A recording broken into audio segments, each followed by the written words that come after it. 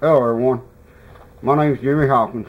I'm an assistant golf professional at a course in Knoxville, Tennessee called Beaverbrook Golf and Country Club. We're a private facility with a total membership of approximately 1,000.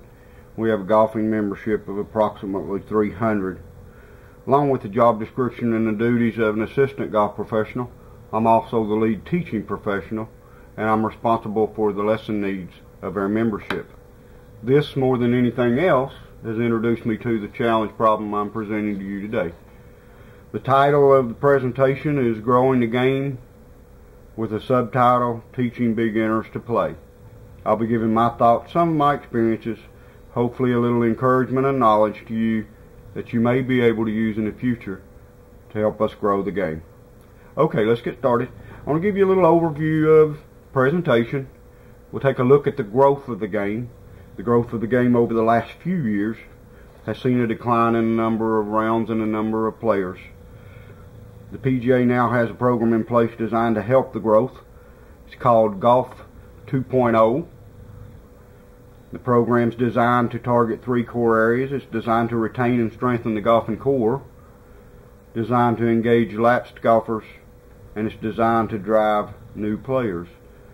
The subtitle is Teaching Beginners to Play. I'll be talking a little bit on the difficulty of teaching beginners to play, and hopefully give you some tips that may help when you're teaching beginners to play. The presentation's a look at some of the numbers, some of the reasons for the decline in numbers, and it's designed to make you more aware of the problem we're faced with. I want to give you my objectives for presentation. They'll deal with 3 different areas. They'll deal with the business, the game, and the people. My objective as far as the business goes, I want to make you more aware of the problem. I want to make you more aware of the problem. My objective as far as the game, I want to remind you why we play. I want to remind you why we play. My objective dealing with the people, try to help you understand the people that play the game and the beginners that try to learn. Okay, that's my objectives for the presentation. I want to go on to the problem as I see it. There's been a decline in the number of players and the number of rounds being played. We'll take a look at a couple of the reasons for it. We'll take a look at the chart for a quick minute. You see we've made a steady climb from the year 95 up to around 2001. The purple represents past and current numbers. The green represents the goals of Golf 2.0. We'd like to see 32 million in the year 2016, 20 million or 40 million in the year 2020. The red shows possibility of continued decline.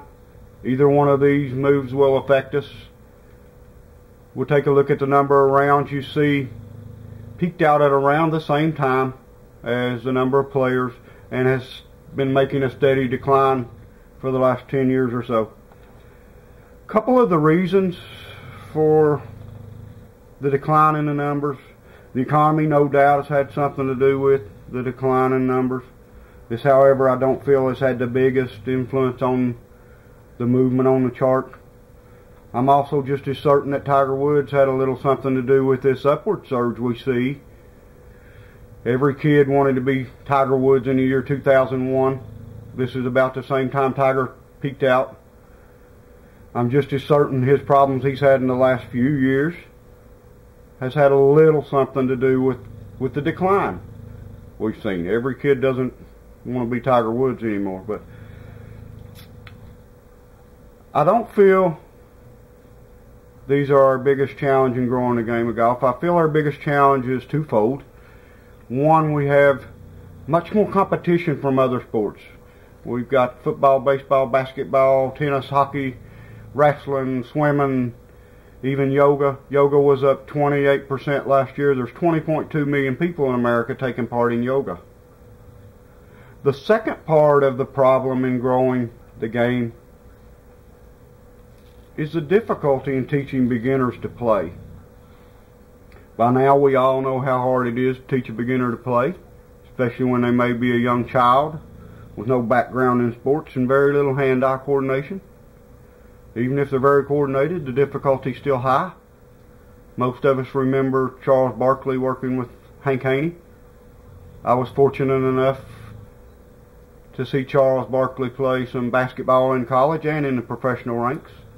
Awesome display of power, coordination, finesse when he needed it. You give him a golf club, looks like he's swatting a cockroach. I'd have had him playing left-handed, but that's another presentation. The second part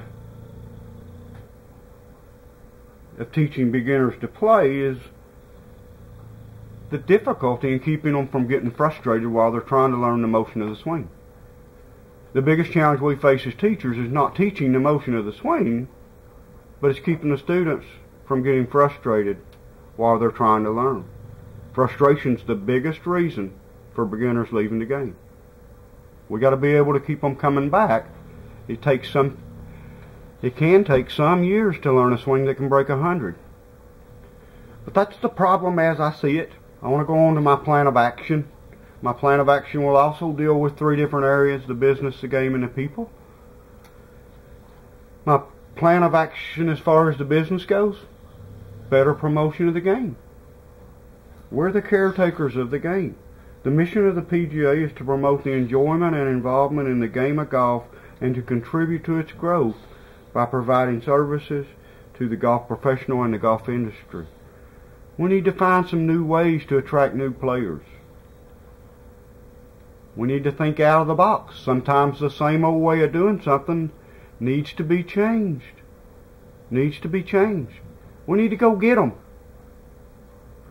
I want to give you a little something that I did that never failed to work. It is something I do to grow the game of golf. That is thinking out of the box. The presentation handout I gave you, there's a book called The Game My Father Taught Me. Inside there's one of my cards. I have some lessons posted at YouTube. But I take that book and I sign the cover, free lesson to the first junior that calls me. And I'll go watch my niece or my nephew play t-ball, softball, baseball. When I get up, I leave that book on the bleachers. A couple days later, I'll get a call. And I'll get a student.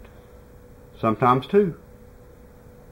But that's how I grow the game. I'm reaching out. I'm thinking out of the box. Not only did I go get them, but I went and got them from the competition. That's what we need to do. We're the primary caretakers. That's my plan of action as far as the business goes. Let's go get them. My plan of action as far as the game goes, as I mentioned in my objective, I want to remind you why we play the game. I got no doubt most of us are sitting here for the same reason: we fell in love with the game. We need to find new ways to make it fun. We need to try to teach the love of the game. I want to tell y'all how it happened with me. I'm sure it happened with some of you the same way or similar way. When I was a child, I played football, baseball, basketball, the 3 most readily available sports for me at the time, and looked at golf and said, look at those sissies, there's no contact. Cow pasture pool, my father called it. When I got out of high school, I went to work at a golf course for the summer. I was mowing a par 4 tee box about 285 yards. Back then that was a pretty good par 4. We had real wooden woods. But 3 guys I went to school with came up, they hit their ball and they said, hit one. I said, okay. Swing and a miss. They're laughing. Swing and a miss. They're laughing. Swing and a miss. They're rolling on the ground over here laughing. My 4th swing was like a frozen rope. It never left line. It went right at the pin, and it rolled up on the green about 2 foot from the hole. One of the guys actually tapped it in. After that shot, they were still laughing. It was a little different tone. But after that shot, I was laughing. I was laughing. I'd fell in love with the game from one swing, one golf shot, and a little bit of laughter. A little bit of laughter. I want to encourage you when you work with beginners, especially juniors, laugh. When you do your interview process, have the parents there and tell them that you're going to be laughing a little bit. Tell them about the frustration and the difficulty of trying to learn such a hard game. Tell them how the laughter will ease the pain and the frustration while we're trying to learn the motion of the swing. I promise you, the lessons will go better, the students will last longer, they'll come back, they'll learn the game because they'll learn to laugh, they'll learn to fall in love with it. Okay, that's my plan of action as far as the game goes. I want to go on to my plan of action as far as the people go. I live my everyday walk of life with this same plan of action. I try to live by the golden rule. I like to do unto others as I'd have them do unto me. Put yourself in their shoes and you'll better be able to serve them because you'll know what they want better. My thoughts on the people are pretty simple. We take care of the people will take care of the game, and the game will take care of the business. Customer relations is going to be the biggest factor in growing the game of golf. I want to give you one more thought about the game. The difficulty in learning the game is compounded by the cost of the game. Many of you are going to be in leadership roles, taking on leadership roles in the future that will have some control over the costing of the industry. Keep that in mind. The difficulty of learning is compounded by the cost. That's my plan of action. I want to go on to my conclusion. There's a need for action. There's a need for action. As we discussed over the last few minutes, we're faced with a problem that affects us all, the decline in the number of rounds and the number of players. We're the caretakers of the game. I feel unless we focus on this problem, it may go unnoticed by many until it's too late. If we want to reach our desired goals and the goals of Golf 2.0 and the PGA, we need to reach out, not only as an association but as individual professionals, to grow the game of golf. Possible consequences? If the number of rounds and the number of players continue to decline, golf course industry revenue will continue to decline. When this happens, a once great association of 28,000 plus, the PGA of America, may dwindle down to 27, 26, because as the golf course industry revenue declines, so does the need for professionals. So does the need for professionals. We need to keep this in mind, because if the game prospers, we will prosper. If the game suffers, we could all suffer. We could all suffer. I want to thank you all for your attention today. I hope in some way that I've helped you. Remember when you're dealing with beginners, especially the juniors, to throw some laughter in there.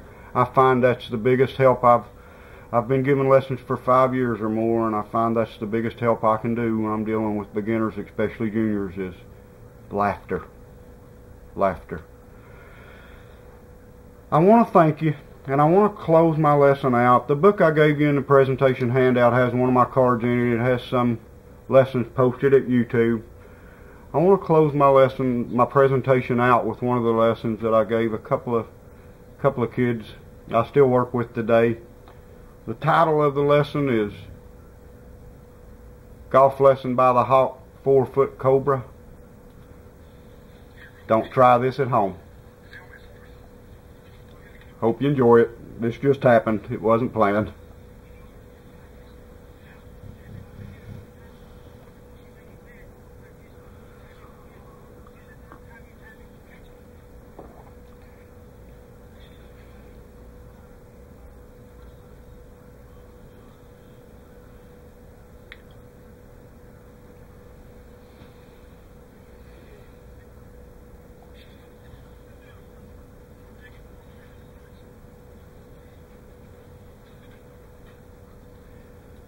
And this will conclude my presentation. Thank you all for your attention. Good luck in the future.